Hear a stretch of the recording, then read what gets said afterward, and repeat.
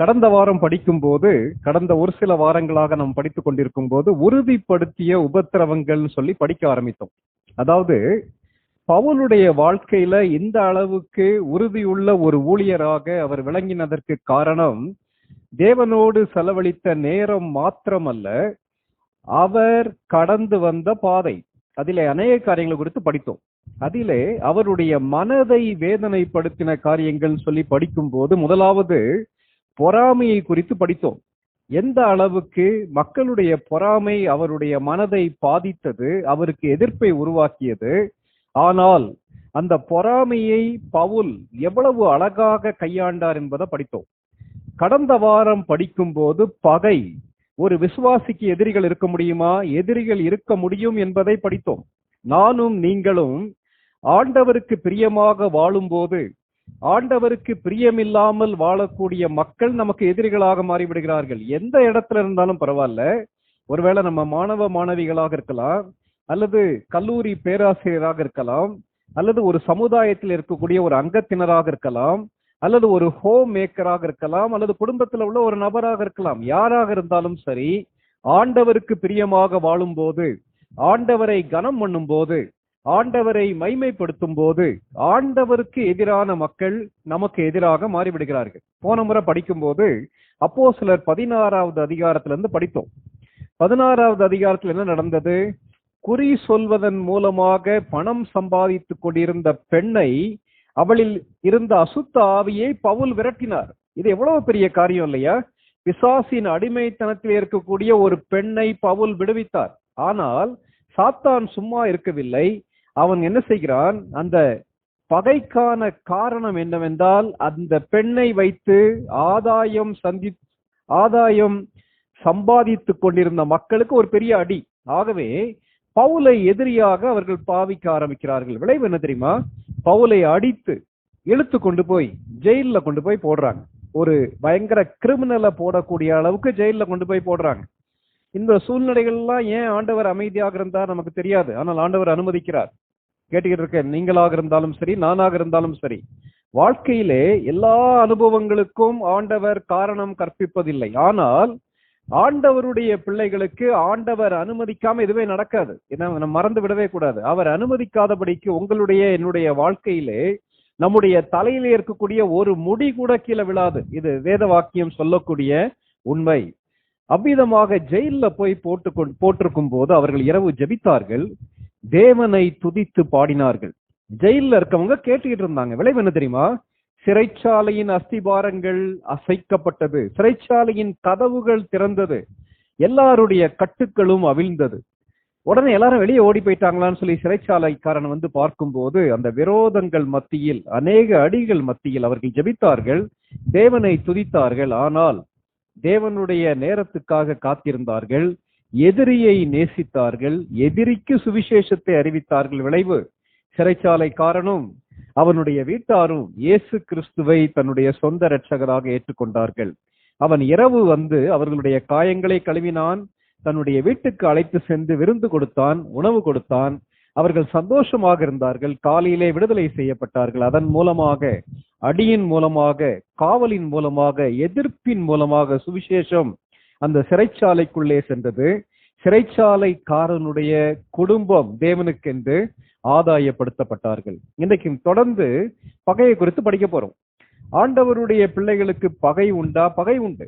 ஆண்டவருடைய ஊழியத்தை உண்மையாக செய்யும் போது, நான் பாட்டுக்கு சுவிசேஷத்தை அறிவிக்கும் போது, சத்தியத்தை பேசும்போது எதிர்ப்பு உண்டா? உண்டு.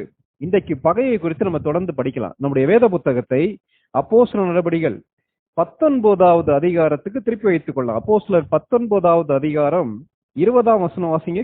இவ்வளவு பலமாய் கர்த்தருடைய வசனம் விருத்தி அடைந்து மேற்கொண்டது. இந்த இடத்துல எவ்விதமாக சொல்லப்பட்டிருக்குன்னா, கர்த்தர் பவுலின் மூலமாக மகத்துவமான காரியங்களை செய்கிறார். அந்த 11ஆம் வசனத்தை அப்படியே கவனிங்களேன். 11ஆம் வசனத்துல பவுலின் கைகளினாலே தேவன் விசேஷித்த அற்புதங்களை செய்தான். பவுல் மூலமாக பிசாசானவன் தோற்கடிக்கப்பட்டான். பிசாசை குறித்தும் பிசாசுடைய எதிர்ப்புகளை குறித்தும் தனியா படிக்கலாம். அது ஆவிக்குரிய போராட்டங்களை குறித்து படிக்கும் போது படிக்கலாம். அப்போ இவ்வளவு மகத்துவமான காரியங்களை கர்த்தர் பவுலின் மூலமாக செய்கிறார். அந்த 20ஆம் வசனத்துல ஒரே வார்த்தையிலே லூக்கா எழுதும் போது என்ன எழுதுறாருன்னா, இவ்வளவு பலமாய் கர்த்தருடைய வசனம் மேற்கொண்டது, கர்த்தருடைய வசனம் விருத்தி அடைந்தது, கர்த்தருடைய வசனம் விருத்தி அடைந்து மேற்கொண்டது. எவ்வளவு மகத்துவமான காரியங்களை கர்த்தர் இங்கே செய்கிறார். சரி, இவ்வளவு நடக்கும் போது பிசாசு சும்மா இருக்க மாட்டோம். அதை நம்ம புரிந்து கொள்ள வேண்டும். வெற்றிகள் நம்மை தேடி வரும்போது, தேவன் நம்மை பயன்படுத்த ஆரம்பிக்கும் போது, நானும் நீங்களும் சத்தியத்திற்காக நிற்கும் போது அதை குறித்து சந்தோஷப்படாதவன் நம்முடைய எதிரி யார் தெரியுமா? பிசாசு. நம்முடைய எதிரி யார் தெரியுமா? உலகம். எதிரி யார் தெரியுமா? மாம்சம். அப்ப ஆட்டோமேட்டிக்கா பகை அங்கு ஆரம்பிக்கிறது. என்ன நடந்ததுன்னு பாத்தீங்கன்னா, அந்த அதிகாரத்துல 21ஆம் வசனத்துல இருந்து பார்க்கும்போது பெரிய ஒரு கலவரம் ஆரம்பிக்கிறது. 21ஆம் வசனத்துல இருந்து 23ஆம் வசனம் வரைக்கும் வாசிங்க. இவைகள் முடிந்த பின்பு பவுல் மக்கதோனியா, அகாயா என்னும் நாடுகளில் சுற்றி நடந்து எருசலேமுக்கு போகும்படி ஆவியில் நிர்ணயம் பண்ணிக்கொண்டு, நான் அங்கே போன பின்பு ரோமாபுரியையும் பார்க்க வேண்டியதென்று சொல்லி, தனக்கு உதவி செய்தவர்களில் 2 பேராகிய தீமோத்தேயுவையும் எரஸ்துவையும் மக்கதோனியாவுக்கு அனுப்பிவிட்டு, தான் பின்னும் சில காலம் ஆசியாவிலே தங்கினான். அக்காலத்திலே இந்த மார்க்கத்தை குறித்து பெரிய கலகம் உண்டாயிற்று.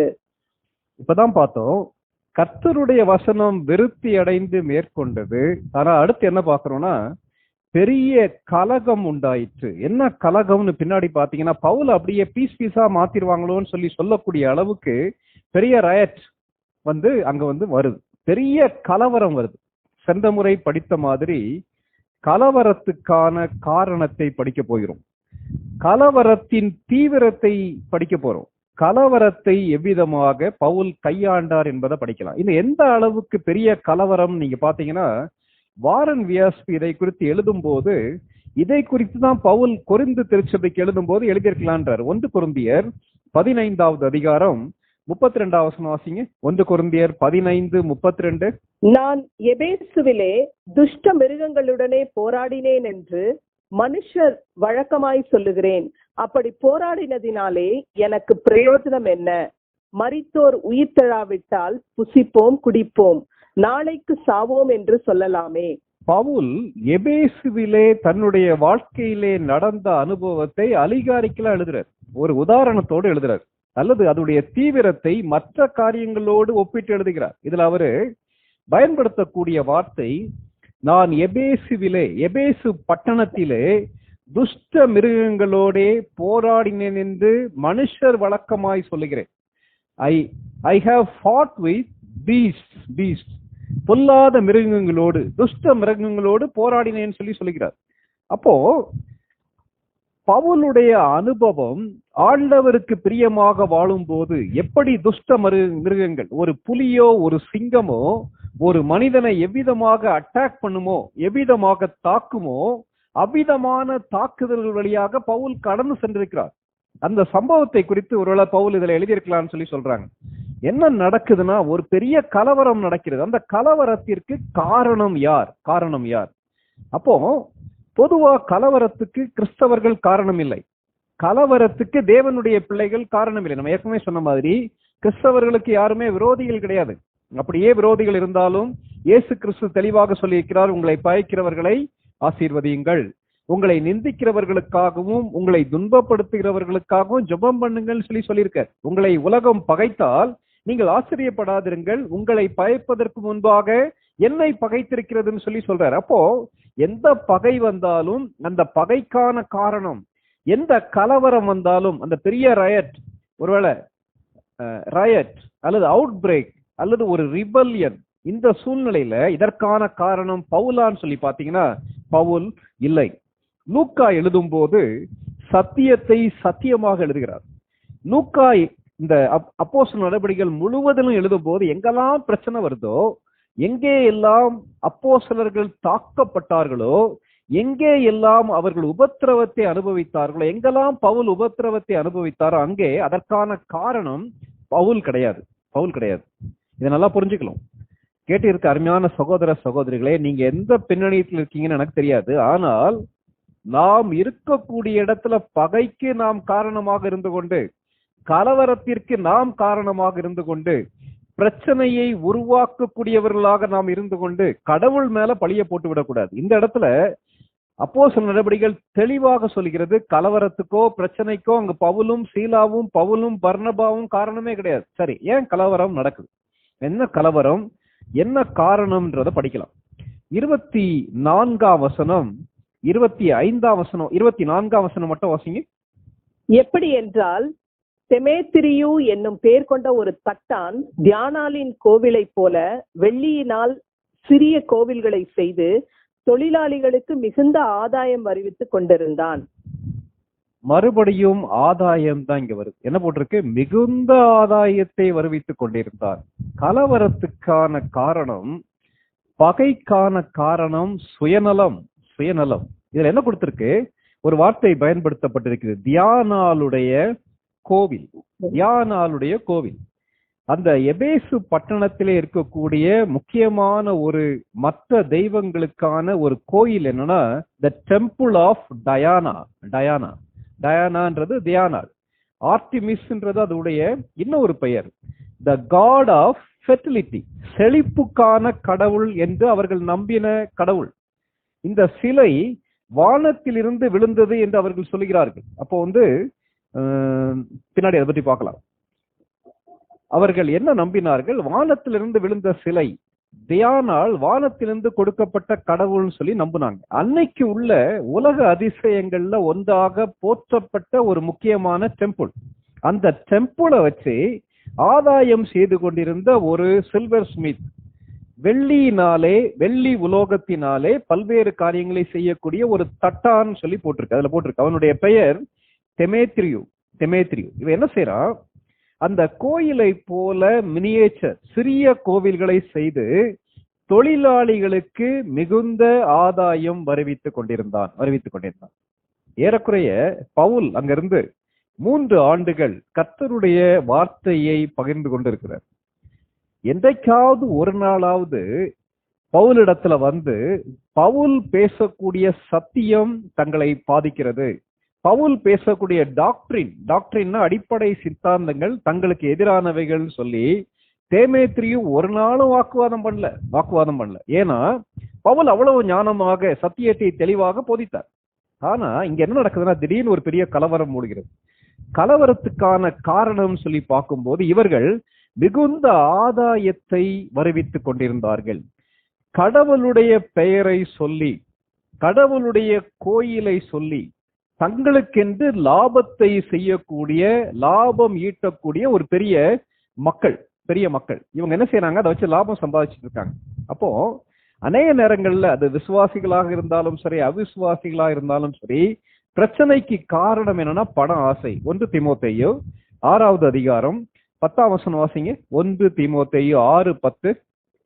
பண ஆசை எல்லா தீமைக்கும் வேறாய் இருக்கிறது. சிலர் அதை இச்சித்து விசுவாசத்தை விட்டு வழுவி அநேக வேதனைகளாலே தங்களை குத்தி கொண்டிருக்கிறார்கள்.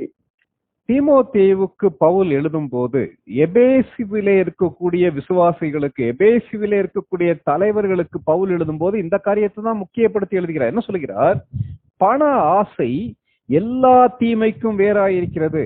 இந்த இடத்துல இந்த தேமேத்திரிவுக்கும் அவன் கூட உள்ள அந்த தொழிலாளிகளுக்கும் கடவுளுடைய பெயரை பயன்படுத்தி பணத்தின் மீது பணம் சம்பாதிக்க வேண்டும் என்ற ஆசை இருந்தது. ஆகவே நல்ல மிகுந்த ஆதாயத்தை அவர்கள் வருவித்துக் கொண்டிருந்தார்கள். 25ஆம் வசனம் வாசிங்க. அப்போஸ்தலர் 19:25. இவர்களையும் இப்படிப்பட்ட தொழில் செய்கிற மற்ற வேலையாட்களையும் அவன் கூடி வரச் செய்து, மனுஷர்களே, இந்த தொழிலினால் நமக்கு நல்ல பிழைப்பு உண்டாயிருக்கிறது என்று அறிவீர்கள். இதுல வரக்கூடிய வார்த்தைகளை பாருங்களேன். தேமேத்திரியுடைய வார்த்தைகளை அப்படியே எழுதியிருக்காரு லூக்கா. என்ன போட்டிருக்கு? முதல்ல மிகுந்த ஆதாயம், 2வது நல்ல பிழைப்பு உண்டாயிருக்கிறது என்று அறிந்திருக்கிறீர்களே. ரிலீஜியன் ஆஸ் அ பெனிஃபிட், மதத்தை தங்களுக்கு ஆதாயமாக பயன்படுத்தக்கூடிய மக்கள் அவர்கள் என்ன செய்யறாங்கன்னா, மதத்தின் பெயரினாலே, கடவுளை நாங்கள் பின்பற்றுகிறோம் என்ற பெயரினாலே தங்களுடைய ராஜ்யத்தை கட்டி கொண்டிருக்கிறார்கள். மதத்தின் பெயரினாலே, கடவுளுடைய பெயரினாலே நல்ல பிழைப்பு, நல்ல ஆதாயத்தை வருவிக்கக்கூடிய மக்கள். கிறிஸ்தவத்திலே அப்படி உண்டு இல்லையா?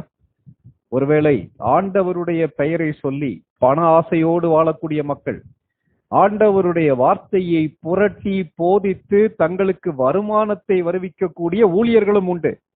இதுல ஆண்டவரை அறியாத இந்த மனிதன் இப்படி இருந்தது ஒன்னும் ஆச்சரியப்படுறதுக்கில்ல. அவன் மிகுந்த ஆதாயம் வருவித்துக் கொண்டிருந்தான். அவன் தன்னுடைய நண்பர்கள்ட்ட சொல்லும்போது என்ன சொல்றான்னா, நல்ல பிழைப்பு உண்டாயிருக்குன்னு சொல்லி சொல்றான். தொடர்ந்து என்ன சொல்றான்? 26ஆம் வசனம் 27ஆம் வசனங்களை வாசிங்க.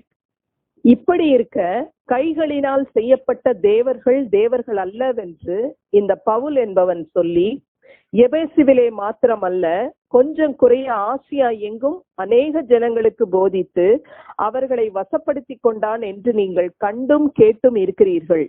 இதனால் நம்முடைய தொழில் அற்றுப்போகும்படியான அபாயம் நேரிட்டிருக்கிறதும் அல்லாமல் மகாதேவியாகிய தியானாளுடைய கோவில் எண்ணமற்று போகிறதற்கும் ஆசியா முழுமையும் பூச்சக்கரமும் சேவிக்கிற அவளுடைய மகத்துவம் அழிந்து போகிறதற்கும் ஏதுவாய் இருக்கிறது என்றான்.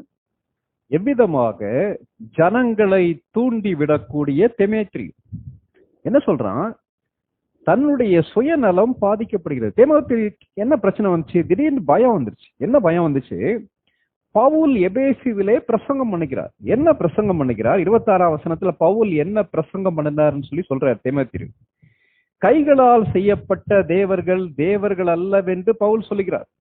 விளைவு என்னன்னா, ஒருவேளை அந்த கைகளால் செய்யப்படாத, படைக்கப்படாத அந்த படைப்பாளராகிய இயேசு கிறிஸ்துவையோ பிதாவையோ இந்த ஜனங்கள் நம்பி எபேசுவிலே உள்ள மக்கள் வாழ்க்கை மாறி விடுமானால் என்ன நடக்கும்னா, சமுதாயத்திலே புரட்சி வந்துவிடும் சொல்லி அவங்க சொல்ல என்ன தெரியுமா சொல்றாங்க? நம்முடைய தொழில் அற்று போகும்படியான அபாயம் நேரிடும். அபாயம், அவன் சொல்லக்கூடிய வார்த்தையை பாருங்களேன், இவ்வளவு வார்த்தைகளை பார்த்து பயன்படுத்தினால. இந்த வாழ்வாதாரத்தை நம்பி இருக்கிறோம், இந்த வாழ்வாதாரமே எனக்கு அசைக்கப்பட்டு விடும் சொல்லி சொல்றாரு. யாரு? தெமேத்ரி. அப்போ தெமேத்ரியுடைய சுயநலம் எந்த அளவுக்கு வெளிப்படுகிறது இல்லையா? பவுலுடைய வார்த்தைகள் சத்தியம் நிறைந்தது. பவுலுடைய வார்த்தைகள் யாரையும்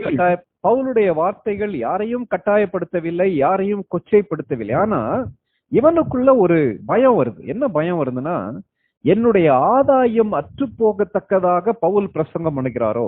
இன்னைக்கு அநேக நேரங்கள்ல பகை எதிர்ப்பு எதுக்கு வருதுன்னா, நானும் நீங்களும் ஆண்டவருடைய வார்த்தையை இருக்கிற வண்ணமாக போதிக்கும் போது, மக்களை கிறிஸ்துவுக்கு நேராக திருப்பும் போது, ஆதாயம் பாதிக்கப்படும் போது மக்கள் நம்மை எதிர்க்கிறார்கள். விளைவு என்ன தெரியுமா? இவர்கள் கலவரத்துக்கான காரணத்தை உருவாக்குகிறார்கள். பாத்தீங்கன்னா ஒரு சின்ன கூட்டத்தை கூப்பிட்டு அவங்கள என்ன செய்யறாருன்னா, அவர் இன்ஃப்ளூயன்ஸ் பண்றாரு. பண்ண உடனே என்ன நடக்குதுன்னா, 28, 29ஆம் வசனங்களை வாசிங்க. அவர்கள் இதை கேட்டு கோபத்தால் நிறைந்து எபேசியருடைய தியானாளே பெரியவள் என்று சத்தமிட்டார்கள். பட்டணம் முழுவதும் கலகத்தினால் நிறைந்தது. பவுலுக்கு வழித்துணையாய் வந்த மக்கதோனியராகிய காயுவையும் அரிஸ்தர்க்குவையும் அவர்கள் இழுத்து கொண்டு ஒருமனப்பட்டு அரங்கசாலைக்கு பாய்ந்தோடினார்கள். இந்த வசனங்கள்ல என்ன சொல்லுதுன்னா, ஒரு கூட்ட மக்களை இன்ஃப்ளூயன்ஸ் பண்றாரு இந்த தெமேத்ரி. விளைவு என்னன்னா, அன்னைக்கு டிவி கிடையாது, அன்னைக்கு போன் கிடையாது, அன்னைக்கு சோசியல் மீடியாலாம் கிடையாது. ஆனால் இவன் பயங்கர ஸ்ட்ராட்டஜிக்கா ஒரு கூட்ட மக்களை இன்ஃப்ளூயன்ஸ் பண்றது மூலமாக, ஒரு கூட்ட மக்களை பாதிப்பதன் மூலமாக ஒரு பெரிய கலவரத்தை உருவாக்குகிறார். கலவரத்துடைய முக்கியமான காரணம் தெமேத்ரியுவின் ஆதாயம், அல்லது அவன் சார்ந்த தொழிலாளர்களுடைய ஆதாயம் பாதிக்கப்படும். அதுவுடைய விளைவு பவுலுக்கு எதிரியாக மாறிவிட்டான். ஊர்ல ஒரு பெரிய கலவரத்தை உருவாக்குறான்.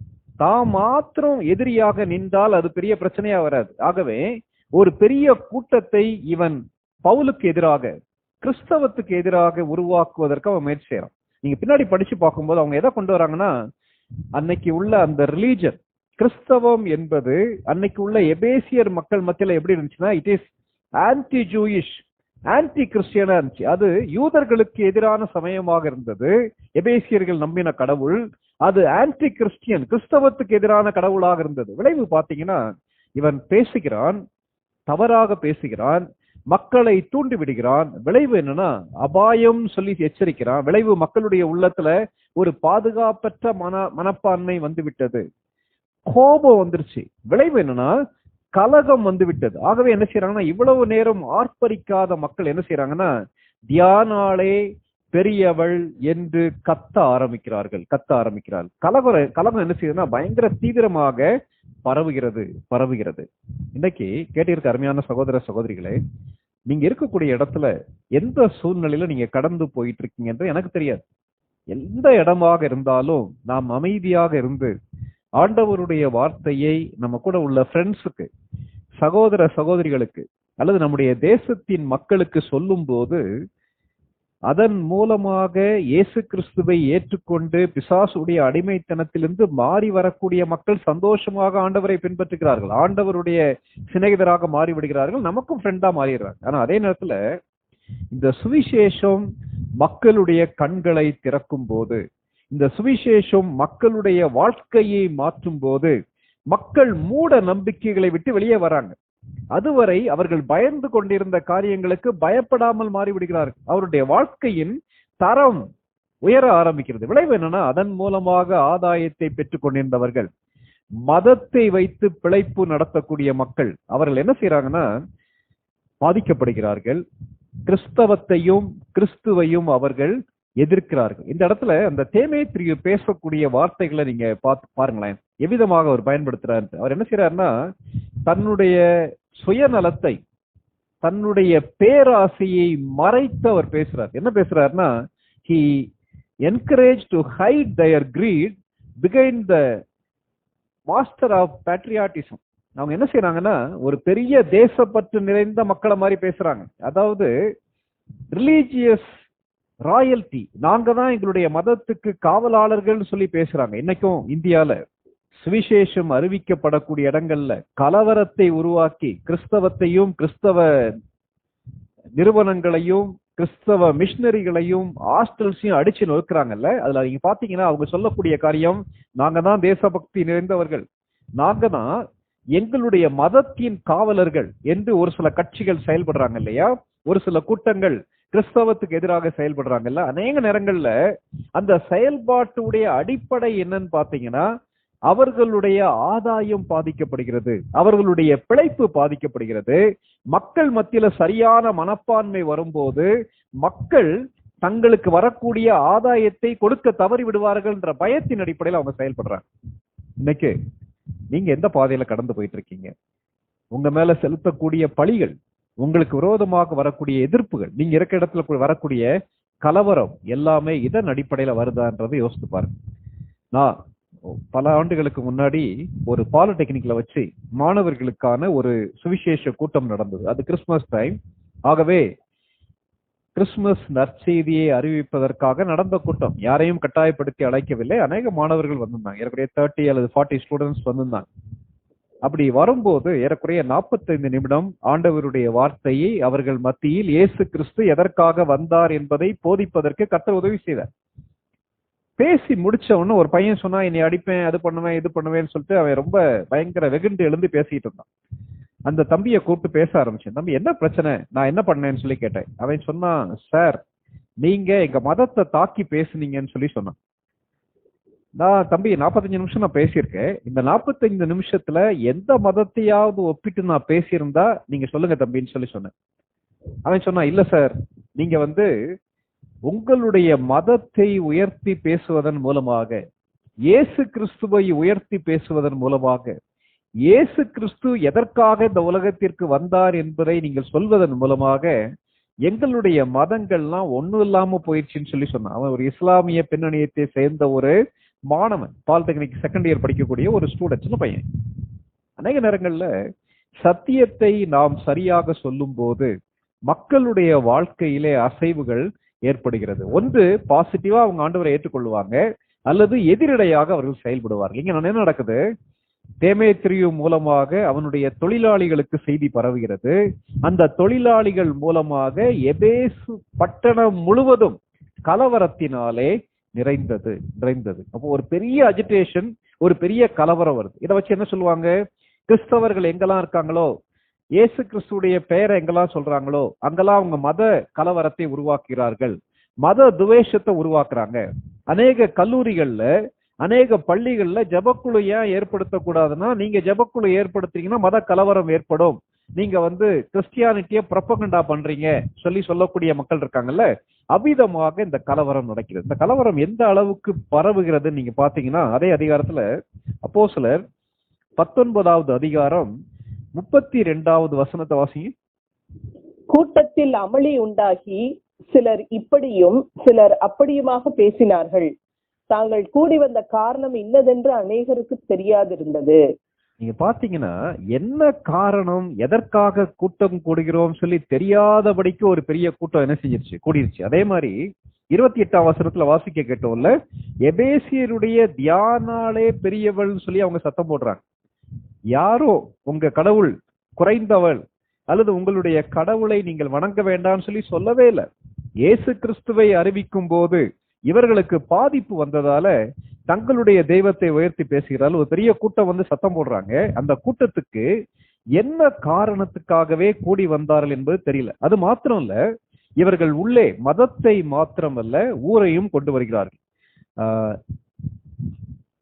அப்போஸ்தலர் 19வது அதிகாரம் 33ஆம் வசனம் 34ஆம் வசனங்களை வாசி. அப்பொழுது யூதர்கள் அலெக்சாந்தர் என்பவனை முன்னிற்க தள்ளுகையில் கூட்டத்திலே சிலர் அவனை முன்னே இழுத்து விட்டார்கள். அலெக்சாந்தர் கையமர்த்தி ஜனங்களுக்கு உத்தரவு சொல்ல மனதாயிருந்தான்.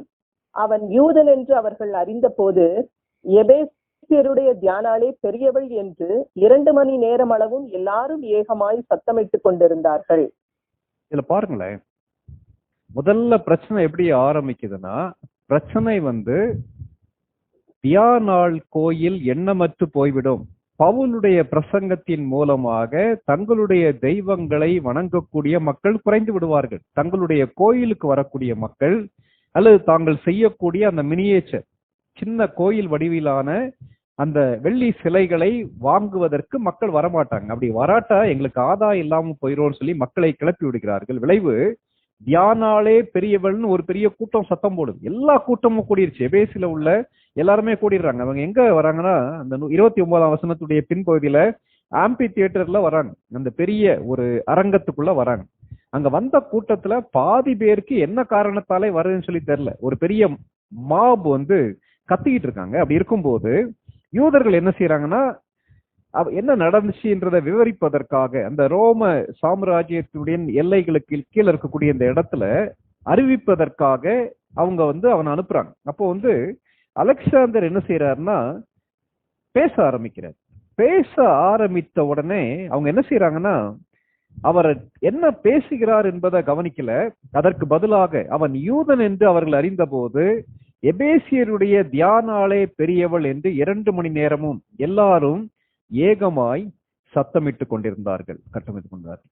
அப்போ இந்த அலெக்சாந்தரை பார்க்கும்போது அவங்க என்ன செய்யறாங்க, மதத்தின் அடிப்படையில பார்க்க ஆரம்பிக்கிறாங்க. அலெக்சாந்தர் யூதர், யூதரும் ரோமரும் சேர்ந்துதான் குடியிருக்காங்க. ஆனா இந்த இடத்துல அவங்க பார்க்கும்போது தியானாளின் அடிப்படையில கலவரம் வரும்போது இவர்கள் எல்லாம் வேறு நாட்டை சேர்ந்தவர்கள் சொல்லி தவறாக பேச ஆரம்பிக்கிறாங்க. ரொம்ப நாளைக்கு முன்னாடி கயானா என்ற இடத்துல ஆண்டவருடைய ஊழியத்தை செய்யக்கூடிய ஒரு தம்பதியர் வந்திருந்தாங்க. நம்முடைய UESIல இந்திய நற்செய்தி மாணவர் மன்றத்தில இருந்து ஊழியர்களாக இருந்து அங்கே பணிபுரியக்கூடிய ஒரு அண்ணன். அந்த ஏரியால இருக்கக்கூடிய ஊழியத்தின் தேவைகளை குறித்து அவங்க பகிர்ந்து கொள்ள ஆரம்பிச்சாங்க. ஆண்டவருடைய சுவிசேஷம் அந்த ஊருக்கும் போயிருக்கு. அது ஐலாண்டுன்னு சொல்லி நினைக்கிறேன், தீவுன்னு நினைக்கிறேன். அங்க போய் ஆண்டவருடைய சுவிசேஷம் பரவி இருக்கிறது. ஆனா அதே நேரத்துல கிறிஸ்தவத்துக்கு எதிராக அனுப்பப்படக்கூடிய ஆன்டி கிறிஸ்டியன் ஒர்க்கர்ஸ் இவங்க என்ன தெரியுமா செய்யறாங்க, எவ்விதமாக அங்கு சென்று கிறிஸ்தவத்துக்கு எதிராக புரொபகண்டா பண்றாங்கன்னா, ஜாலியன் வாலாபாக் படுகொலை, அதாவது இந்தியால வெள்ளக்காரங்க இருக்கும்போது ஈஸ்ட் இந்தியன் கம்பெனியை நம்மள ரூல் பண்ணும்போது ஜாலியன் வாலாபாக்ல நடந்த ஒரு மர்டர் அல்லது பெரிய கலவரம், அதன் மூலமாக செத்த மக்கள், இதெல்லாம் இந்த காந்தின்ற படத்துல எல்லாத்தையும் அப்படியே நேரம் நடக்கிற மாதிரி எடுத்திருக்காங்க. அந்த படத்துடைய கிளிப்பிங்ஸ், அந்த வீடியோவுடைய கிளிப்பிங்ஸை கொண்டு போய் ஒவ்வொரு கிராமமாக அல்லது ஒவ்வொரு பள்ளியாக சென்று அந்த மக்களுக்கு போட்டு என்ன தெரியுமா செய்யறாங்க, இங்க பாருங்க இந்த கலவரத்துல கிறிஸ்தவங்க வெள்ளக்காரங்க எவ்விதமாக நம்முடைய மக்களை கொல்லுகிறார்கள் சொல்லி அவர்கள் அதை வைத்து தவறாக செய்தியை பரப்புகிறார்கள். விளைவு என்னன்னா, கிறிஸ்தவர்களை கொலைகாரராக சித்தரிப்பதற்கு அவர்கள் முயற்சி எடுக்கிறார்கள். அதையும் மக்கள் நம்பி நம்ம போய் இயேசு கிறிஸ்துவ சொல்லும் போது, இல்ல நீங்க ஜாலியன் வாலாபாக் படுகொலையில எங்களுடைய இந்துக்களை கொன்று குவித்து விட்டீர்கள், நீங்கள் வெள்ளைக்காரர்கள், நீங்கள் கிறிஸ்தவர்கள், ஆகவே இந்திய மக்களை கொல்வதற்காகவே வந்திருக்கிறீர்கள் மாதிரி அவங்க ஒரு தவறான எண்ணத்தை உருவாக்குகிறார்கள். ஆகவே இது இன்றைக்கு நேத்து கிடையாது. மீடியாலாம் டெவலப் ஆறதுக்கு முன்னாடி இத்தனை ஆண்டுகளுக்கு முன்பாக மனிதனுடைய சுயநலம் பாதிக்கப்படும் போது, மனிதனுடைய பிழைப்பு பாதிக்கப்படும் போது, மனிதனுடைய ஆதாயம் பாதிக்கப்படும் போது, ஏதோ ஒரு விதத்தில் அவங்களுடைய சுயம் பாதிக்கப்படும் போது அவர்கள் நம்மை எதிர்க்க ஆரம்பிக்கிறார்கள். சரி, கடந்த முறை பார்க்கும்போது என்ன நடந்துச்சு? பவுலை அடித்து இழுத்து ஜெயில கொண்டு போய் போட்டாங்க. அப்போ எல்லா தடவையும் அபிதமாக எதிர்ப்புகளின் மூலமாக, பகையின் மூலமாக நமக்கு பாடுகள் வருமான்னு பாத்தீங்கன்னா அப்படி கிடையாது. இந்த இடத்துல பவுல் எவ்விதமாக இதை கையாண்டார் என்பதை வேகமாக பார்த்து முடிக்க போறோம். கலகத்துடைய காரணம் என்னன்னா, மிகுந்த ஆதாயம், பிழைப்பு, பொய், அபாயம், கலகம் சொல்லி தப்பா பொய்ய சொல்லி அவங்க அதை பரப்பிட்டாங்க. சரி, இதன் மத்தியில கலகத்துடைய தீவிரம் பாத்தீங்கன்னா ஒரு பெரிய மாபு கூடிருச்சு. ஒரு சின்ன கூட்ட மக்கள் மத்தியில பரப்பப்பட்ட வதந்தி செய்தி ஒரு பெரிய கூட்டத்தை பாதித்து விட்டது. ஏறக்குறைய வேத வல்லுநர்கள் என்ன சொல்றாங்கன்னா, ஆம்பி தியேட்டர்ல, அந்த பெரிய அரங்க சாலையில ஏறக்குறைய 25,000 மக்கள் கூடியிருக்கலாம்னு சொல்லி சொல்றாங்க. 29வது வசனம் வாசிங்க. அப்போஸ்தலர் 19:29. பட்டணம் முழுவதும் கலகத்தினால் நிறைந்தது. பவுலுக்கு வழித்துணையாய் வந்த மக்கதோனியராகிய காயுவையும் அரிஸ்டர்க்குவையும் அவர்கள் இழுத்து கொண்டு ஒருமனப்பட்டு அரங்கசாலைக்கு பாய்ந்தோடினார்கள். இந்த அரங்கசாலை ஆம்பி தியேட்டருடைய கெப்பாசிட்டி என்ன சொல்றாங்க? 25,000 மக்கள் வரக்கூடிய ஆம்பி தியேட்டர். இந்த தேமேத்திரியோ என்ன சாதிக்க வேண்டும் என்று யோசித்தாரோ அதை சாதித்து விட்டார். தான் கூட அந்த தொழிலை செய்யக்கூடிய மக்களிடத்துல பேசுறாரு.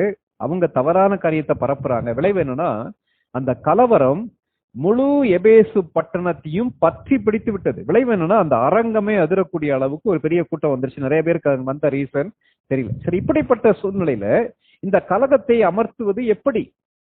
ஏன் அப்போஸ்தலர் நடபடிகள் லூக்கா எழுதி வச்சிருக்காருன்னா, கர்த்தர் எவ்விதமாக காரியங்களை செய்கிறார். நம்மை நோக்கி பகை வரும்போது, எதிர்ப்பு வரும்போது தேவனுடைய பிள்ளைகளாகிய நாம் எவ்விதமாக செயல்பட வேண்டும் என்று எழுதி வைத்திருக்கிறார். போன தடவை படிக்கும் போது கர்த்தர் அற்புதத்தை செய்தார், விலங்குகள் கலண்டன, சிறைச்சாலையின் கதவுகள் திறந்தன. ஆனா பவுல் தப்பிச்சு போல அங்க அமைதியா இருக்கார். விளைவு என்னன்னா, பவுலுடைய வாழ்க்கை முறையை கண்ட அந்த சிறைச்சாலைக்காரன் தொடப்பட்டான். அவனும் அவனுடைய வீட்டாரும் அன்னைக்கு ராத்திரி இயேசு கிறிஸ்துவை சொந்த ரட்சகராக ஏற்றுக்கொண்டார்கள். பகைக்கிற மக்கள் அவனுக்கு நண்பராக, சகோதரர்களாக மாறிவிட்டார்கள். சரி, இங்க என்ன நடக்குதுன்னு சொல்லி பார்க்கலாம். என்ன நடக்குதுன்னா, 30வது வசனம், 31வது வசனம் வாசிங்க. 19, 30, 31. பவுல் கூட்டத்துக்குள்ளே போக மனதாய் இருந்த போது சீஷர்கள் அவனை போக விடவில்லை.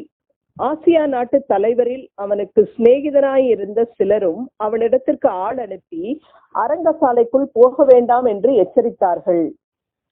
இந்த இடத்துல சரியான எச்சரிப்பு சீஷர்களிடத்திலிருந்து வருகிறது பவுலுக்கு.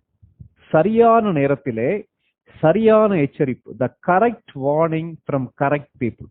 அருமையான தேவனுடைய மக்களே, நாம் பகையினாலே பாதிக்கப்படும் போது, நமக்கு எதிராக மக்கள் வரும்போது நம்ம அவசரப்பட்டு செயல்பட்டு விடக்கூடாது. இந்த இடத்துல பவுல் என்ன தெரியுமா யோசிக்கிறாரு? அரங்கசாலையில அவ்வளவு பெரிய கூட்டம் கூடி இருக்கு. ஏறக்குறைய 25,000 மக்கள் கூடியிருக்காங்க. பவுல் என்ன நினைக்கிறாருன்னா, இந்த டைமை பயன்படுத்தி இந்த 25,000 மக்களுக்கு சுவிசேஷத்தை அறிவிச்சிடலாமேன்னு சொல்லி அரங்கசாலைக்குள்ள போலான்னு சொல்லி யோசிக்கிறார். போக மனதா இருந்த போது, பவுல் போக வேண்டும் என்று யோசித்த போது சீஷர்கள் அவரை போக விடவில்லை. முதலாவது. இரண்டாவது, ஆசிய நாட்டுடைய தலைவர்கள்ல பவுலுக்கு சிநேகிதராக இருந்த ஒரு சிலர் என்ன செய்யறாங்க? ஆள் அனுப்பி அரங்கசாலைக்குள் போக வேண்டாம் என்று அவனை எச்சரித்தார்கள். அருமையான தேவனுடைய மக்களே, எதிர்ப்புகள் வரும்போது நாம் ஞானமாக செயல்பட வேண்டும். ஆண்டவருடைய வழி நடத்துதல் பரிசுத்த ஆவியானவர் மூலமாக நம்மிடத்திலே வருகிறது, உண்மை. அதே போல ஆண்டவருடைய வழி நடத்துதல் அநேக நேரங்கள்ல அவருடைய பிள்ளைகள் மூலமாக நம்மை நேசிக்கிற சுயநலமற்ற, தேவனை கனம் பண்ண வேண்டும், தேவனுடைய வார்த்தைகள் அறிவிக்கப்பட வேண்டும் என்று விரும்பக்கூடிய நம்மீது அக்கறை உள்ள மனிதர்கள் மூலமாக வருகிறது. இதை மறந்துடக்கூடாது. எதிர்ப்புகள் வரும்போது, கலவரம் வரும்போது அவசரப்பட்டு செயல்பட்டு விடக்கூடாது. பவுல் அந்த இடத்துல அமைதியா இருந்தார், அடிச்சு ஜெயில போட்டிருக்கும் போது. ஆனா இந்த இடத்துல சுவிசேஷத்தை அறிவிக்க வேண்டும் என்று துடித்த பவுலை அந்த கூட்டத்துக்குள்ள போலான்னு யோசிக்கும் போது வேண்டாம்னு சொல்லி தடுத்து விட்டார்கள். கேட்டிருக்க அருமையான சகோதர சகோதரிகளே, நீங்க கடந்து போயிட்டு இருக்க பாதை எனக்கு என்னன்னு சொல்லி தெரியாது. நீங்க படிக்கக்கூடிய இடத்துல எதிர்ப்பு இருக்கலாம், நீங்க பணிபுரியக்கூடிய இடத்துல எதிர்ப்பு இருக்கலாம், அல்லது சுவிசேஷத்தின் நிமித்தமாக பல்வேறு விதமான பழிகள், வதந்திகள், பல்வேறு விதமான முயற்சிகள் உங்களுக்கு எதிராக எடுக்கப்பட்டிருக்கலாம். இதன் மத்தியில என்ன செய்யலோன்னு சொல்லி யோசிக்கும் போது அவசரப்பட்டு நாம் செயல்பட்டு விடக்கூடாது. இந்த எல்லா இடத்துலயும் இந்த வாய்ப்பை பயன்படுத்தி சுவிசேஷத்தை அறிவிப்பதற்காக நம்ம முயற்சி செய்யலாம்னு சொல்லி அவசரப்பட்டுறக்கூடாது. அநேக நேரங்கள்ல மற்ற விசுவாசிகள், நம்மீது அக்கறை உள்ள விசுவாசிகள், சரியான நபர்களுடைய சரியான ஆலோசனை, சரியான நபர்களுடைய சரியான எச்சரிப்பு நமக்கு அதிக பயனுள்ளதாக அமையும். விசுவாசிகளுடைய ஐக்கியத்தை தேவன் அதற்கு தான் வச்சிருக்கார். இந்த இடத்துல பவுல் மீது அக்கறையுடைய விசுவாசிகள் பவுலை தடுத்தார்கள். பவுல் மீது அக்கறை உள்ள விசுவாசிகள் பவுலை எச்சரித்தார்கள். பவுல் அதையும் கேட்டு, நீங்க சொல்றது சொல்லுங்க, நான் இப்படிதான் இருப்பேன்னு சொல்லி தாண்டி போல. சில மக்கள் அப்படி இருக்காங்கல்ல, யார் சொன்னாலும் கேட்க மாட்டேன், நான் என்ன நினைக்கிறேனோ அதான் செய்வேன்னு சொல்லி தாண்டி சென்று ஒருவேளை தன்னுடைய வாழ்க்கையை அவர் லூஸ் பண்ணியிருக்கலாம். இந்த இடத்துல பவுல் அவர்களுடைய ஆலோசனையை கேட்கிறார், அவர்களுடைய எச்சரிப்பை உணர்ந்து கொள்கிறார். அவர்கள் தடுக்கும் போது அமைதியா இருக்கார். இன்னைக்கு நம்ம லைஃப்ல டீச்சபிளா இருக்குமா? கொஞ்சம் யோசித்து பார்க்கலாம். பிரச்சனைகள் வரும்போது நாம் நம்புகிற, நம்மை நேசிக்கிற, ஆண்டவரை நேசிக்கிற மற்ற விசுவாசிகள்கிட்ட ஆலோசனை கேட்கிறோமா? எல்லாத்தையுமே கேட்கணும் நான் சொல்ல, தேவனிடத்துல கண்டிப்பா கேட்கலாம். ஆனா அதே நேரத்துல இந்த சூழ்நிலையை எப்படி கையாளுவது என்று நம்மை நேசிக்கிற மக்கள் எச்சரிக்கும் போது அந்த எச்சரிப்புகளை நம்ம காதுல வாங்கி கொள்ள வேண்டும். ஏன்னா கர்த்தர் அவருடைய வார்த்தையின் மூலமாக பேசுகிறார், அவருடைய பிள்ளைகள் மூலமாக பேசுகிறார். ரொம்ப முக்கியமான ஒரு காரியம். இந்த இடத்துல பவுல் ஆலோசனையை ஏற்றுக்கொண்டார். ஆனா பின்னாடி நீங்க படிக்கும் போது எபேசு சபை விசுவாசிகள், எபேசு சபையில உள்ள மூப்பர்கள் பவுல் எருசலேமுக்குள்ள போய் நான் கட்டப்பட வேண்டும், சாக வேண்டும் சொல்லி சொல்லும் போது அவருடைய கழுத்தை கட்டி கொண்டு அழுகிறார்கள். அங்க பவுல் அவங்களுடைய ஆலோசனையை ஏற்றுக்கொள்ள காரணம், he was very clear about God's will. இந்த இடத்துல சுவிசேஷத்தை அறிவிப்பதற்காக போகலான்னு யோசிக்கிறார். அவர் தடுத்து நிறுத்தப்பட்டார். சரியான தலைவர்கள் மூலமாக, சரியான நண்பர்கள் மூலமாக, சரியான நேரத்தில் சரியான ஆலோசனை, சரியான எச்சரிப்பு பவுலை தடுத்து நிறுத்துகிறது. அடுத்து என்ன நடக்குதுன்றத தொடர்ந்து பார்க்கலாம். அந்த 19வது அதிகாரத்துல 35வது வசனம் வாசிங்க. பட்டணத்தில் சம்பிரதியானவன் ஜனங்களை அமர்த்தி, எபேசியரோட பட்டணம் மகாதேவியாகிய தியானாளுக்கும் வானத்திலிருந்து விழுந்த சிலைக்கும் கோவிட் பரிசாரகியாயிருக்கிறதை அறியாதவன் உண்டோ? இந்த இடத்துல ஏற்கனவே அதுக்கு முதல்ல 2 வசனங்கள் வாசிக்க கேட்டோம்ல, அலெக்சாந்தர் பேசும்போது அவங்க கேட்க மறுக்கிறாங்க. பவுல் உள்ள போயிருந்தா பவுல் அப்படியே கடிச்சு குதறி இருப்பாங்க. இந்த இடத்துல அவர்கள் பேசுறதுல அலெக்சாந்தர் பேசுறத கேட்கல, பவுல ஒழிக்கலோன்னு சொல்லி யோசிக்கிறாங்க. 2 மணி நேரம் என்ன காரணம்னு சொல்லி தெரியாமையே தியானாள் பெரியவள், டயானா பெரியவள், ஆர்டிமிஸ் பெரியவள் சொல்லி தங்களுடைய தெய்வத்தை போற்றி கத்திக்கிட்டு இருக்காங்க. அதன் மத்தியில யார் தெரியுமா பேச ஆரம்பிக்கிறார்? பட்டணத்து சம்பிரதியானவன். ஆங்கிலத்தில் என்ன கொடுத்திருக்குன்னா சிட்டி கிளர்க்னு சொல்லி கொடுத்திருக்கு, அல்லது பப்ளிக் கிளர்க், கவர்மெண்ட் அபிஷியல். ரோம சாம்ராஜ்யத்தின் மூலமாக அங்க உள்ள சட்டம் ஒழுங்கை கட்டுப்படுத்துவதற்காக நியமிக்கப்பட்ட தலைவர்கள், ரிலீஜியஸ் அண்ட் பொலிட்டிக்கல் ஆர்டரை மெயின்டைன் பண்ணுவதற்காக ரோம அரசாங்கத்தின் மூலமாக நியமிக்கப்பட்ட அதிகாரிகள் பேச ஆரம்பிக்கிறார்கள். ஆகவே அவர்கள் பேச ஆரம்பிச்ச உடனே இவங்க அமைதியாயிடுறாங்க. பவுலோடு தேவன் எவ்விதமாக பேசுகிறார்? பவுலை நேசிக்கிற, ஆண்டவராகிய இயேசு கிறிஸ்துவை நேசிக்கிற அவருடைய நண்பர்கள் மூலமாக பேசுகிறார். இந்த மாப், இந்த ஒரு பெரிய மாபு சத்தம் போட்டு இருக்குல்ல, ஒரு பெரிய கூட்டம், அந்த மாபு கிட்ட எவ்விதமாக பேச ஆரம்பிக்கிறார்? சம்பிரதி மூலமாக, அந்த சிட்டி கிளர்க் மூலமாக, கவர்மெண்ட் அபிஷியல் மூலமாக, தலைவன் மூலமாக பேச ஆரம்பிக்கிறார். பெஞ்சமின் பிராங்க்லின் இவ்விதமாக சொல்லுகிறார், a mob was a monster with heads enough but no brain. A mob was a monster with heads enough but no brain. மூளையற்ற தலை மாத்திரம் இருக்கக்கூடிய மான்ஸ்டர், துஷ்ட மிருகம் தான் ஒரு பெரிய கூட்டம், அமளியை உண்டாக்கக்கூடிய, கலவரத்தை உண்டாக்கக்கூடிய கூட்டம் சொல்லி பெஞ்சமின் பிராங்க்லின் எழுதுறார். இந்த இடத்துல அப்படிப்பட்ட மாபு கிட்ட பவுல் பேசவில்லை. அப்படிப்பட்ட மாபு கிட்ட யார் பேசுறான்னா கவர்மெண்ட் அபிஷியல் பேச ஆரம்பிக்கிறாங்க. அருமையான தேவனுடைய மக்களே, சில நேரங்கள்ல நமக்கு எதிராக வரக்கூடிய எதிர்ப்புகள், நமக்கு எதிராக வரக்கூடிய பிரச்சனைகளை கையாள்வதற்கு நம்ம அமைதியா இருந்தா போதும். கர்த்தர் யார் மூலமாக யாருடைய வாயை அடைக்க வேண்டுமோ, யார் மூலமாக யாரை கன்வின்ஸ் பண்ணணுமோ அவர் செய்வார். ஏன்னா கர்த்தர் சிம்மாசனத்திலே வீற்றிருக்கிறார். நம்ம நினைக்கிற மாதிரி கிடையாது. அடையத்துல நம்ம என்ன யோசிக்கிறோம்? நமக்கு எதிராக ஒரு பெரிய கலவரம் மூழும் போது, நமக்கு எதிராக பகை வரும்போது நம்ம பயந்துடுறோம். பயப்பட வேண்டிய அவசியம் இல்ல. பயப்படுவது மனித இயல்பு.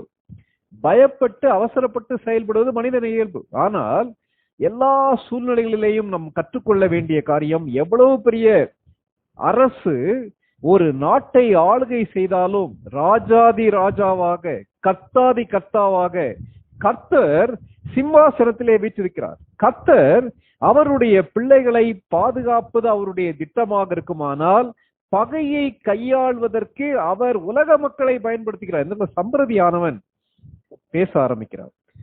God used apt people to handle this opposition. தேவன் பவுலுக்கு சரியான எச்சரிப்பை கொடுத்தார்.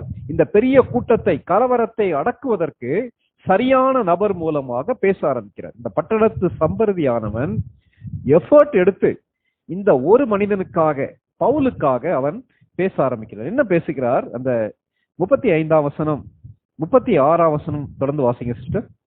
இது எதிர்பேசப்படாத காரியமாகையால் நீங்கள் ஒன்றும் பதறி செய்யாமல் அமர்ந்திருக்க வேண்டும். இந்த மனுஷரை இங்கே கொண்டு வந்தீர்கள். இவர்கள் கோவிட் கொள்ளைக்காரரும் அல்ல, உங்கள் தேவியை தூஷிக்கிறவர்களும் அல்ல. தெமேத்ரியுக்கும் அவனை சேர்ந்த தொழிலாளிகளுக்கும் ஒருவன் மேல் ஒரு காரியம் உண்டாயிருந்தால் நியாயம் விசாரிக்கிற நாட்கள் உண்டு. தேசாதிபதிகளும் இருக்கிறார்கள். ஒருவர் பேரில் ஒருவர் வழக்காடி கொள்ளட்டும். இந்த இடத்துல தேங்க்யூ சிஸ்டர். இந்த இடத்துல அந்த மனிதன் எவ்வளவு ஞானமாக பேசுகிறார் கொஞ்சம் பாருங்களேன். பவுல் தன்னுடைய நீதியை குறித்து விளக்க வேண்டிய அவசியமே இல்லை. பவுலுக்காக இந்த நகரத்துடைய ஆணையர் பேசுகிறார். புதிய தமிழ் மொழிபெயர்ப்புல நகர ஆணையர்னு சொல்லி கொடுத்திருக்கு. அவர் பேசுறார். அவர் பேசும்போது என்ன தெரியுமா சொல்றாரு? பேசும்போது தம்பி வாசிங்களா பிளீஸ் வாசிங்க. நகர ஆணையர் மக்கள் கூட்டத்தினரை அமைதிப்படுத்தி, எபேசியரே, பெருந்தேவதையான வியாழானின் கோவிலும் வானிலிருந்து விழுந்த அதன் சிலையும் எபேசு நகரில்தான் பாதுகாப்பாக இருக்கிறது என்பதை அறியாதோர் யார்? இந்த வார்த்தைகளை பாருங்களேன், எவ்வளவு அழகா பேசியிருக்காருல அந்த மனுஷன். ஆண்டவர் சரியான நபரை பயன்படுத்துகிறார். அந்த கிரவுடுக்கு சரியான பதில் தேவை. பவுல் அப்படி சொல்ல முடியாது. என்ன சொல்ல முடியாது? பட்டணம் மகா தேவியாகிய தியானாளுக்கும் வானத்திலிருந்து விழுந்த சிலைக்கும் கோவில் பரிசாரகி இருக்கிறதை அறியாதவன் உண்டோன்னு சொல்லி பேச முடியாது. எதிர்பேசப்படாத காரியமாகையால் நீங்கள் ஒன்றும் பதறி செய்யாமல் அமர்ந்திருக்க வேண்டும் சொல்லி யூதரும் பேச முடியாது, கிறிஸ்தவர்களும் பேச முடியாது, பவுலும் பேச முடியாது. அவர்களில் ஒருவன், அவர்களுடைய நாட்டை சேர்ந்தவன், அவர்கள் மீது ஆளுகை செய்வதற்கு அரசினாலே நியமிக்கப்பட்ட ஒரு மனிதன் பவுலின் சார்பாக பேச ஆரம்பிக்கிறான்.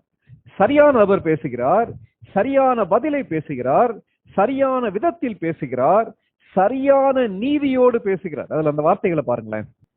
37ஆம் வசனத்துல, இந்த மனுஷரை இங்கே ஏன் கொண்டு வந்தீர்கள்? இவர்கள் கோவில் கொள்ளைக்காரரும் அல்ல, உங்கள் தேவியை தூஷிக்கிறவர்களும் அல்ல. இன்னைக்கு அநேக நேரங்கள்ல நம்ம மேல சொல்லக்கூடிய பழி அதானே. நீங்க எங்க கடவுள் எல்லாம் குறை சொல்றீங்க, ஆனால் இவர்கள் இவ்விதமாக பேசத்தக்க விதத்துல நம்ம பேசணும்.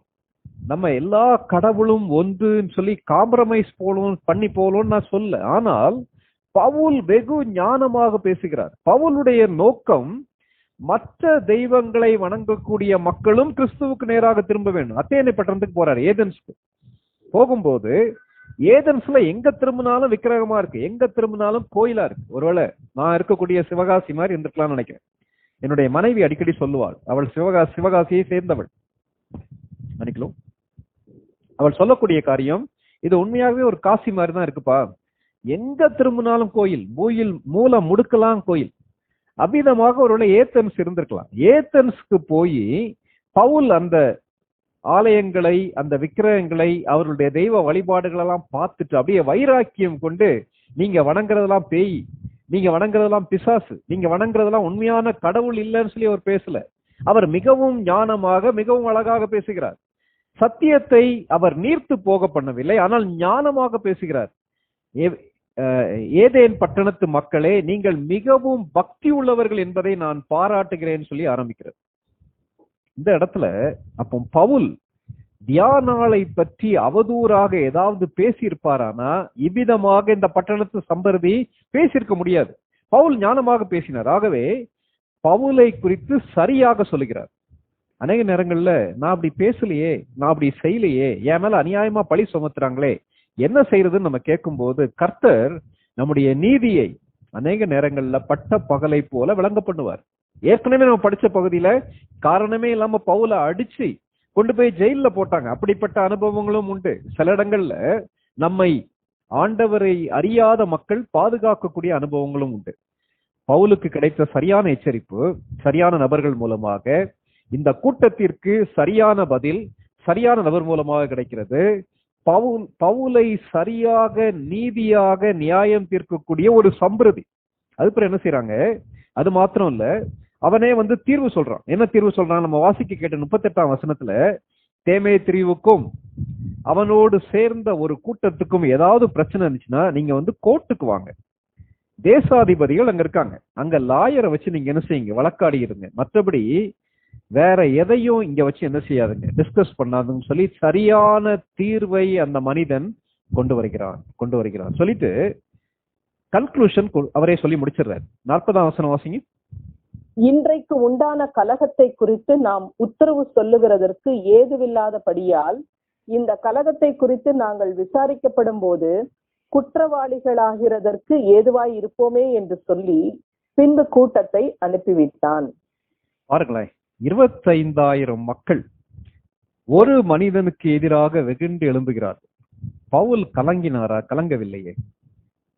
உன் பக்கத்தில் 1000 பேரும் உன் வலது பக்கத்திலே 10,000 பேரும் விழுந்தாலும் உன் கண்களினால் மாத்திரம் நீ அதை பார்த்து துன்மார்க்கருக்கு வரும் பலனை நீ காண்பாயின்னு சொல்லி சங்கீதத்துல வாசிக்கிறோம் இல்லையா?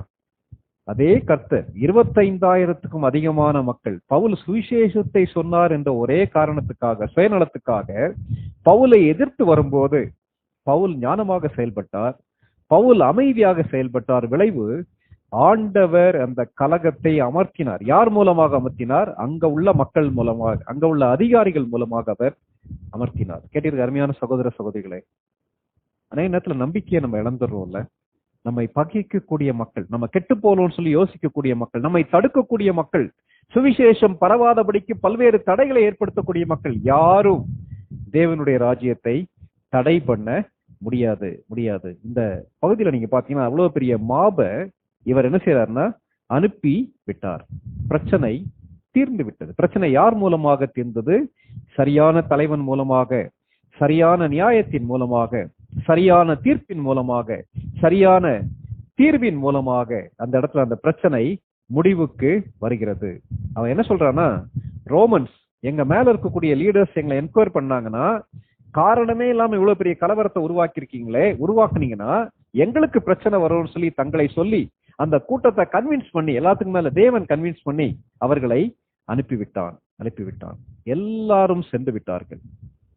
அப்போ இந்த பகுதியுடைய முடிவை குறித்து வாரன் வியாஸ்தி விதமாக எழுதுறார். என்ன எழுதுறாருன்னா, காலங்கள் கடந்து ஓடிவிட்டது, தேமே திரிவு நம்ம யாருமே யோசிக்கிறது கிடையாது. தேமே திரிவு நம்ம யோசிக்கிறோமா? யோசிக்கல. தேமே திரிவு அழிந்து விட்டார். டியானாளுடைய கோவில், அந்த டயானாவுடைய டெம்பிள் இன்னைக்கு இருக்க எபேஸ்ல கிடையாது. அவங்க ஆர்கியாலஜில அவங்க கண்டுபிடிச்சிருக்காங்க. மற்றபடி அந்த கோயில் அவங்க நாட்கள்ல உலக அதிசயமாக இருந்து செயல்பட்ட அந்த கோயில் இன்னைக்கு இல்ல. ஆனால் பவுலை குறித்து நம்ம பேசுகிறோம். பவுலை குறித்து பேசுகிறோம். பவுல் சந்தித்த எதிர்ப்பை குறித்து பேசுகிறோம். பவுல் எவ்விதமாக சுவிசேஷத்தை அறிவித்தார் என்பதை குறித்து பேசுறோம். அந்த இடத்துல கர்த்தர் எவ்விதமாக தியானாலை வணங்கக்கூடிய மக்களை தொட்டார் என்பதை குறித்து பேசுறோம். கர்த்தருடைய வசனம் எவ்விதமாக பரவி பலன் கொடுத்தது என்பதை குறித்து பேசுறோம். அப்போ இது கற்றுக் கொடுக்கக்கூடிய ஒரு காரியம் என்ன தெரியுமா? மற்ற மதத்தை தாழ்த்தி பேசி, மற்ற தெய்வங்களை தாக்கி நாம் அதன் மூலமாக இயேசு கிறிஸ்துடைய பெயரை உயர்த்த முடியாது. நாம் சத்தியத்தை தெளிவாக அறிவிக்கும் போது மக்கள் கிறிஸ்துவுக்கு நேராக திரும்புவார்கள். சத்தியத்தை அழிக்க முடியுமா? அழிக்கவே முடியாதே. வாரன் எஸ் என்ன தெரியுமா சொல்லுகிறார்? எல்லாம் அழிஞ்சு போயிருச்சு. தையாளுடைய கோயில் அழிஞ்சு போச்சு.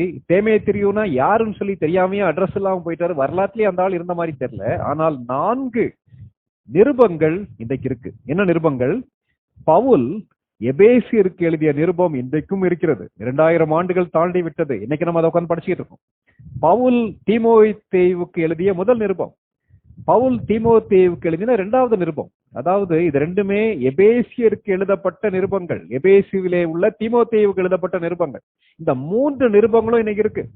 இன்னைக்கு அந்த ஹோலி லேண்ட் விசிட்னு சொல்லி போகக்கூடிய மக்கள் இந்த இடத்துலதான் எபேசு இருந்ததுன்னு சொல்லி பாக்குறாங்க. எபேசு பட்டணமே அங்க இல்ல. ஆனால் நம்முடைய கரங்கள்ல பவுல் எபேசியருக்கு எழுதிய நிருபம் இருக்கிறது. 1 தீமோத்தேயு இருக்கிறது, 2 தீமோத்தேயு இருக்கிறது. அது மாத்திரமல்ல, நீங்க வெளிப்படுத்தின விசேஷம் 2வது அதிகாரம் முதல் 7 வசனங்கள்ல அந்த எபேசு திருச்சபைக்கு ஆவியானவர் மூலமாக எழுதப்பட்ட காரியம் நம்முடைய கரங்களிலே இருக்கிறது. அப்ப வேதம் கற்றுக் கொடுக்கக்கூடிய ஒரு காரியம் என்ன தெரியுமா? எந்த எதிர்ப்பும், எந்த தேமே திரிவும், எந்த வதந்தியும் கர்த்தருடைய ராஜ்யத்தை அழிக்க முடியாது. கர்த்தருடைய சத்தியத்தை தடுத்து நிறுத்த முடியாது. கர்த்தர் கடைசியில எல்லாவற்றிலேயும் மகிமைப்படுவார். ஆனால் நானும் நீங்களும் பவுலை போல செயல்படுவதற்கு அழைக்கப்பட்டிருக்கிறோம். நீ கேட்டிருக்க அருமையான சகோதர சகோதரிகளே, நீங்க எந்த பாதையில கடந்து போயிட்டு இருக்கீங்கன்னு எனக்கு தெரியாது. ஆனால் பகை உண்டு, பகை உண்டு, வதந்திகள் உண்டு, கலவரம் உண்டு, கூட்டம் உண்டு. ஆனால் எதுவுமே நம்மை அழிக்க முடியாது. எப்போ தெரியுமா? தேவனுடைய எச்சரிப்பை புரிந்து கொண்டு தேவன் செயல்படுவதற்கு பொறுமையாக காத்திருக்கும் போது தேவன் காரியங்களை பார்த்துக் கொள்வார். அவருடைய ராஜ்யம் கட்டப்படும், அவருடைய நாமம் மகிமைப்படும். தலைகளை தாழ்த்தி கண்களை மூடி நம்ம ஜெபம் பண்ணலாமா? அமைதியா கொஞ்சம் யோசித்து பார்க்கலாம். பயமா இருக்குல்ல? என்ன நடக்குமோன்ட்டு, என்ன செய்திருவாங்களோன்னு பயப்படுறோம்ல? சரீரத்தை மாத்திரம் கொலை செய்து அதற்கு பின்பு ஒன்றும் செய்ய முடியாதவர்களுக்கு நீங்கள் பயப்படாமல் சரீரத்தையும் ஆத்மாவையும் நரகத்திலே தள்ள வல்லவருக்கே பயப்படுங்க. கேட்டு அருமையான சகோதர சகோதரிகளே, சத்தியம் இல்லாம போயிருமா? எந்த அரசாங்கம் வந்தாலும் சரி, எவ்வளவு பெரிய கலவரம் வந்தாலும் சரி, கிறிஸ்தவத்தை அழிக்க முடியாது. கிறிஸ்துவை பரப்புவதை, கிறிஸ்துவை அறிவிப்பதை நிறுத்த முடியாது. ஏன்? அவர் ஜீவனுள்ளவர். அது உண்மை. உண்மை உண்மை என்றைக்கும் நிலைநிற்கும். சத்தியம் என்றைக்கும் நிற்கும். ஜீவனுள்ள ஆண்டவர் என்றைக்கும் நிலைநிற்பார். யாராவது ஒரு நம்மிலே ஒருவர் ஜெபித்து முடிக்கலாமா? இரக்கமும் பரிசுத்தமும் பரலோக தெய்வமே துதிக்கிறோம். ஆண்டவரை நீர் கற்பித்துக் கொடுத்த ஆண்டவரே இந்த வார்த்தைகளுக்காக நன்றி. மீண்டுமாக எங்களை தட்டி எழுப்புவதற்கு ஆவியானவரே நீர் எங்களுக்கு இந்த பகுதி இன்னைக்கு ரொம்ப ஆழமா கற்றுக் கொடுத்ததுக்காக நன்றி சொல்கிறோம் ஆண்டவரே. நிறைய காரியங்களை கற்றுக்கொண்டோம். ஒருவேளை எங்களை சுற்றி நடக்கின்ற சூழ்நிலையை பார்க்கும்போது இவ்வளவு பிரச்சனைகள் வருகிறது, நாங்கள் என்ன செய்ய போகிறோம், எப்படி ஆண்டவருடைய நற்செய்தியை அறிவிக்க போகிறோம், எப்படி மாணவர்கள் மத்தியிலே இதை கொண்டு போய் சேர்ப்பது, இத்தனை மாணவர்கள் அழிந்து கொண்டிருக்கிறார்களே என்ற விஷயங்கள்லாம் யோசித்து பார்க்கிறோம் சுவாமி. இப்போ நிறைய சமயங்கள்ல சூழ்நிலையை பார்த்து நம்ம பயப்படுகிறோம். எங்களை ஆளுகிற அரசாங்கங்களை பார்த்து பயப்படுகிறோம். எங்களுக்கு எதிராக இருக்கிறதை பார்த்து நாங்கள் பயப்படுகிறோம். ஆனால் எல்லாவற்றையும் கட்டுக்குள் வைத்திருக்கிற நீர் இருக்குது என்பதை நாங்கள் நிறைய சமயங்களே மறந்துக்கிறோம் சுவாமி. இன்னைக்கு மீண்டுமாக ஞாபகப்படுத்திருக்கு. எத்தனை தேமேத்திரிகள் வந்தாலும் கூட, எத்தனை பெரிய கலவரங்கள் வந்தாலும் கூட, எத்தனை பிறர் கூட்டங்கள் இருந்தாலும் கூட, உங்களுடைய வார்த்தைகளை அறிவிப்பது, உங்களுடைய வார்த்தைகள் ஜனங்களுக்கு கடந்து செல்வதை ஸ்டாப் பண்றதுக்கு யாராலும் முடியாது என்பதை இன்னைக்கு மீண்டுமாக எங்களுக்கு அதை உணர்த்திருக்கிறீர். நன்றி செலுத்துகிறோம். இந்த உத்வேகத்தோடு எங்களுடைய வாழ்க்கையின் ஒவ்வொரு பகுதியிலும் நாங்கள் அறிவித்து வைக்க, சுவிசேஷத்தை அறிவிப்பது எங்கள் நினைவு இந்த கடமை. அதை அறிவிக்காவிடால் எனக்கு ஐயோ என்ற அந்த வார்த்தைகளை நினைவில் கொண்டு ஒவ்வொரு நாளும் எங்களுடைய வாழ்க்கையிலே, எங்களுடைய வாழ்க்கையினாலும் எங்களுடைய சொல்லினாலும் செயலினாலும் அந்த காரியங்கள் எல்லாம் உடைய நற்செய்தி மற்றவர்கள் பகிர்ந்தளிப்பதற்கு ஜெபிக்கின்றோம். இன்னும் தைரியமாய், இன்னும் ஒருபடி முன்னேறி சென்று கர்த்தருக்காக வைராக்கியம் பாராட்டுவதற்கு, கர்த்தருக்காக ஆண்டவரே காரியங்களை செய்வதற்கு கர்த்தர்கள் உதவி செய்யுமாறு ஜெபிக்கின்றோம். அதே நேரத்திலே ஆண்டவரே நீர் எங்களுக்கு என்ன ஆலோசனை சொல்லி என்பதை அமர்ந்து கேட்டு நாங்கள் அமைதியா இருக்க வேண்டிய நேரத்தில் அமைதியா இருக்கவும், ஆண்டவரே நாங்கள் பேச வேண்டிய நேரத்தில் பேசவும், ஆண்டவரே எந்த வார்த்தைகளை பயன்படுத்த வேண்டும் என்பதையும் ஆவியானவர்களுக்கு உத்தாசியோடு ஒத்தாசி செய்வத நம்பிக்கையோடு கூட நாங்கள் அந்த காரியங்களில் ஈடுபடும் கற்று ஜெபிக்கின்றோம். தொடர்ச்சியாக இந்த நேரத்தை கூட இணைப்பிலே வந்து வார்த்தைகளை கற்றுக்கொண்ட ஒவ்வொருவருக்கும் நன்றி. ஒவ்வொருவருடைய உள்ளத்திலையும் பேசியிருப்பதற்காக நன்றி. வார்த்தைகளை பகிர்ந்தெடுத்த மகனுக்காக நன்றி செலுத்துகிறோம். தொடர்ந்து நாங்கள் இதே உத்வேகத்தோடு பயணப்பட கத்தங்கள் உதவி செய்யணும். இயேசு கிறிஸ்து மூலமாய் தாழ்மையோடு ஜெபிக்கின்றோம் நல்ல பிதாவே. ஆமென். ஆமென்.